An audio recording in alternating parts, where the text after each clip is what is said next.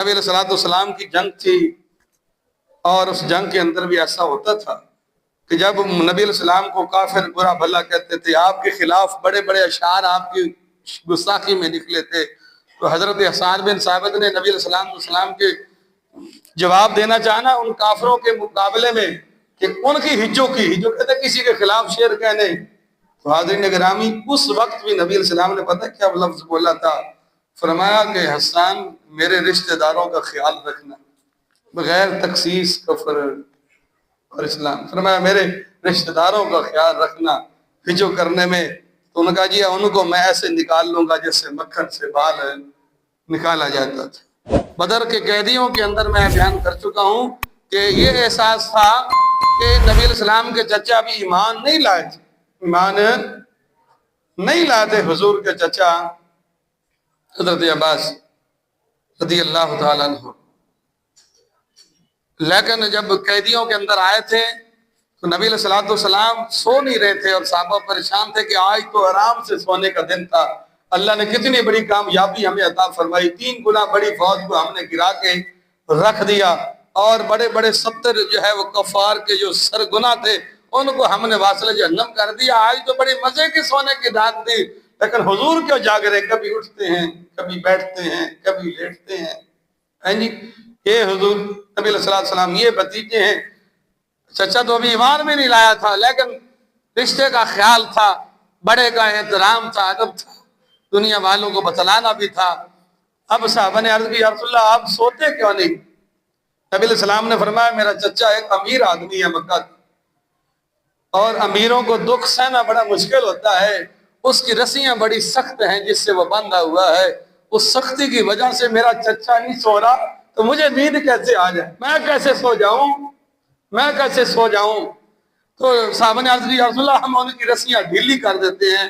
میرے آقا نے فرمایا پھر یہ تو ناانصافی ہوگی کہ باقی کی رسیاں سخت رہیں اور میرے چچا کی رسی ڈھیلی کر دی جائے. کہا جی پھر سب کی ڈھیلی کر دیتے. فرمایا پھر ٹھیک ہے. اور جب ان کی رسیاں ڈھیلی کی گئیں حضرت عباس سوئے تو پھر حضور نے آرام فرمایا. نبی علیہ السلام نے فرمایا ام الرجل سنو ابی، فرمایا لوگوں تمہارا چچا بھی تمہارے باپ کی مثل. ہماری شریعت نے نبی علیہ السلام نے فرمایا کہ انسان کی نیکیوں میں سے بہترین نیکی ہے کہ وہ باپ کے ملنے والے کو بھی ادب و احترام کرے. کس کا تعلق کسی وقت میرے باپ کے ساتھ تھا، اس کا ملنا بیٹھنا میرے باپ کے ساتھ تھا. آج نہ وہ چچے ہیں، نہ وہ بھتیجے ہیں، نہ وہ رشتے ہیں. میں آپ کو تھوڑی دیر پہلے کی خبر سناؤں تو کلیجہ پھٹتا ہے. میرا موضوع اللہ کہ میں نے معراج کے اوپر آج گفتگو کرنی تھی. تو تھوڑی دیر پہلے میرے ہی عزیز ہیں ہمارے گاؤں کے اندر ایک بھتیجا ہے 18 سال کا جوان، تھوڑا سا زمین کا یار تھوڑی سی یہ چند ٹکڑے، آج تک زمین کسی کی نہیں بنی. بندے ہی زمین کے اندر گئے اور یہ کروڑوں زمینوں کو لوگوں کو نکل گئی ہے. اس کو کوئی اپنا نہیں بنا سکا لیکن اس نے سب کو اپنا بنا لیا ہے. چند ٹکڑے زمین کی تھے، اس زمین کی وجہ سے چچا اور بھتیجا دستوں گرباں ہوئے ہیں.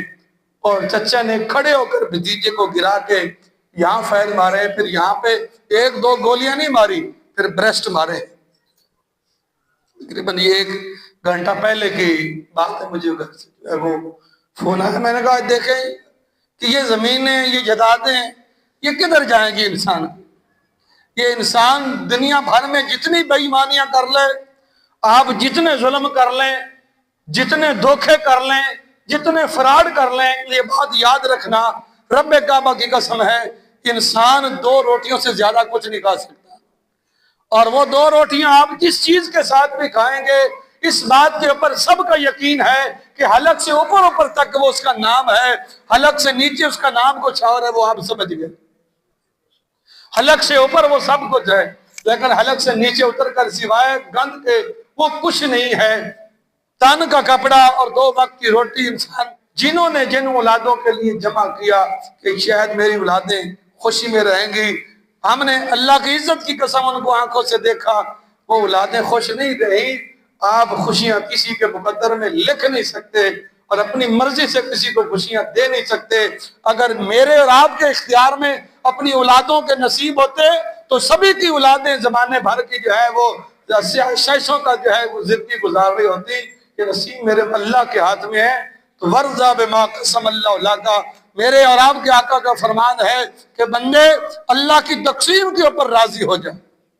اللہ کی تقسیم کے اوپر جب انسان راضی ہو جائے، یہ سوچ لے کہ جو میرے رب نے میرے مقدر میں لکھا ہے، کوئی لاکھ اس پہ قبضے کر لے، کوئی لاکھ اس کو لوٹ رہے، وہ ککھ نہیں کر سکتا۔ میرے نصیب کی 2 روٹیاں اور میرے تن کا کپڑا جو رب نے لکھا ہے وہ مجھے دینا ہی دینا ہے۔ لیکن اب میں نے شروع میں یہ بات کی تھی، وقت بدل گیا ہے، سوچیں بدل گئی ہیں، جذبات بدل گئے ہیں، خون سفید سے بھی کچھ آگے گزر کر جو ہو گئے ہیں، سفید بھی نہیں رہے، اب پتہ نہیں کس رنگ کے ہو گئے ہیں۔ پہلے سفید تھے تو پھر بھی احساس تھا، اب تو وہ بھی نہیں۔ پہلے تو تیسرے محلے کا بھی ہم نے تو آج تک یہ دیکھا اور سنا تھا، یہ سنا تھا کہ پہلے آپ بھی بہت سارے بزرگ جو ہیں وہ گاؤں کے کہیں رہنے والے ہوں گے، ایک بندہ جو ہے اپنی بیٹی کو کسی دوسرے گاؤں میں بیاتا تھا، اس گاؤں کا لڑکا پورے گاؤں کا، پورے چک کا، اس چک میں 1000 بندہ بھی رہتا ہے تو 1000 بندہ کہتا تھا یہ ہمارا داماد ہے۔ بیٹی ایک نے دی ہے تو سب کا داماد بن گیا۔ آج تو وہ جس کا داماد ہے اس کا بھی داماد نہیں رہا، اس کی نظر میں کچھ اور ہے، اس کی خیالوں میں کچھ اور ہے، وہ اس کو کاٹنے کے اوپر ہے، وہ اس کو کاٹنے کے اوپر ہے، وہ داماد بنا کر گھر میں اس کو جگہ دیتا ہے، وہ بیٹی کی طرح اس کی دوسری بیٹیوں کو تاکنا جو ہے وہ شروع کر دیتا ہے۔ یہ داماد ہے، یہ عزت ہے، یہ احترام ہے، یہ سسرال ہے، یہ گھر ہے۔ حاضرین گرامی، چلو پہلے یہ تھے کہ یہ درندے ہیں، تو میں نے جو ہے وہ تھوڑا حیات الحیوان کے اندر علامہ کمال الدین تیموری رحمۃ اللہ علیہ کا یہ پڑھا کہ ان کا درندوں کے کچھ اصول لکھے ہیں۔ درندے بھی اپنی ضرورت سے زیادہ نہیں شکار کرتے، ہاں وہ اپنی ضرورت کا کھا لیتے ہیں، شیر بھی، اور وہ پھر چھوڑ کے چلا جاتا ہے، باقی دوسرے جانور جو کھا لیتے ہیں۔ اگر آج کے معاشرے کے اندر رہنے والے ہماری اکثریت کو درندہ کہا جانا تو میں کہتا ہوں یہ بھی جنگل میں رہنے والے جن درندوں کی توہین ہے۔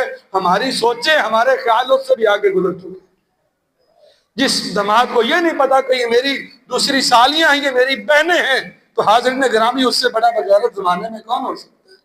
اس کو یہ نہیں پہلے ہوتا تھا یہ گاؤں، اس گاؤں میں میری شادی ہوئی ہے، یہاں کی یہ ایک مجھے نکاح میں دی ہے، باقی میری بہنیں بن گئی۔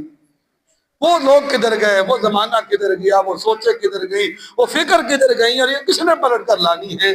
ہمیں اپنی سوچوں کو بدلنے کی ضرورت ہے، اپنے کردار کو بدلنے کی ضرورت ہے، اپنے طرز زندگی کو بدلنے کی ضرورت ہے۔ جس مغرب کے پیچھے ہم چل رہے ہیں اس مغرب کے پیچھے کچھ بھی نہیں رکھا۔ حاضرین گرامی، ہم اس مدینہ کے تاجدار کی سیرت کو بنائے۔ رب کعبہ کی قسم ہے جس کی گلیاں آج بھی محمد عربی کے نور سے چمک رہی ہیں۔ ہمارے لیے رسول اللہ صلی اللہ علیہ وسلم کی زندگی بہترین نمونہ ہے۔ ہماری دنیا اور آخرت کی کامیابی رسول اللہ صلی اللہ علیہ وسلم کی زندگی کی پیروی میں ہے۔ اس لیے دلوں اور دماغوں کو درست کیجیے اور اپنے آقا کریم صلی اللہ علیہ وسلم کی سنت اور حضور کی سیرت کو سامنے رکھ کے زندگی گزاریے۔ یہی انسانیت ہے، یہی مسلمانی ہے۔ اگر ہم اس سے ہٹ گئے تو درندوں سے بھی برے ہیں۔ اللہ مجھے اور آپ کو عمل کی توفیق نصیب فرمائے۔